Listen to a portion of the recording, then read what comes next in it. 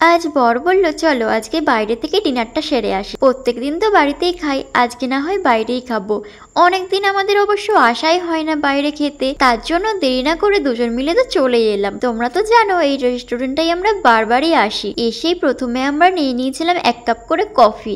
এখানের কফিটা আমার ভীষণ ভালো লাগে, তার জন্য কফির লোভটা সামলাতেই পারলাম না। প্রথমে কফি তো খেয়ে নিলাম, তারপর বরের ইচ্ছা ছিল আজকে একটু সাউথ ইন্ডিয়ান খাবার খাবে, তাই আমরা নিয়ে নিলাম একটা বিগ সাইজের মশলা ধোসা। জানো তো ইডলিটা সবসময়ই খাওয়া হয়, তবে ধোসাটা অনেকদিন খাওয়া হয়নি। সেই কবে একটা খেয়েছিলাম কর্ণাটকে বসে, বেশ অনেকদিন আগেরই কথা।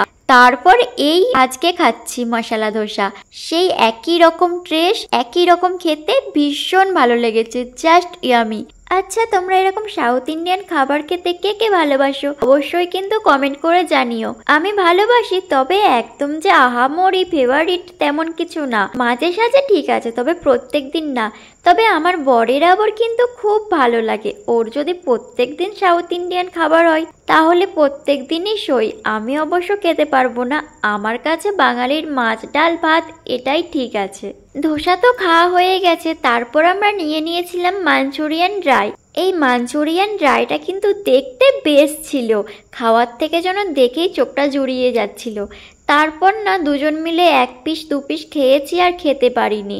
কারণ কি বলতো, ধোসা খেয়েই পেট ভরে গেছে, আর খেতে পাচ্ছিলাম না। তারপর আর কি, লাস্ট পাতে একটু আইসক্রিম না হলে কি জমে, তার জন্য আমরা নিয়ে নিয়েছিলাম এখানে বাটারকচ আইসক্রিম। আইসক্রিমটা খুবই টেস্টি ছিল, কিন্তু প্রচণ্ড মিষ্টি ছিল।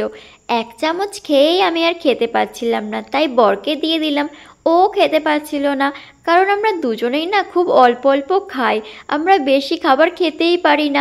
এই হলো আমাদের আজকে রাতের ডিনার। আজ তো আমরা এই দিয়েই ডিনারটা সেরে ফেললাম। তবে আমাদেরকে যদি কেউ রেস্টুরেন্টে নিয়ে যায় তার কিন্তু টাকা বেঁচেই যাবে, খাই তো আমরা অল্প অল্প, তাই না? চলো, অনেক তো খাওয়া দাওয়া হলো, এবার আমরা বাড়ি যাই। আর ভিডিওটা এখানেই শেষ করি। যদি ভিডিওটা তোমাদের ভালো লাগে অবশ্যই লাইক কমেন্ট শেয়ার করো। বাই।